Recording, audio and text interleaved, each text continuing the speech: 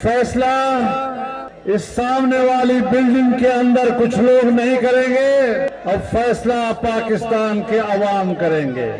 जानिबदार जज अपनी अदालती हैसियत को मजरूह कर चुका है, इसलिए अवाम की अदालत इस्लामाबाद में बराह रास्त बराजमा है। अवाम की अदालत ने फैसला दे दिया है कि सुप्रीम कोर्ट के चीफ जस्टिस और उसका एक मुख्तसर टोला वो पाकिस्तान की अदालत की तौहीन कर रहा है।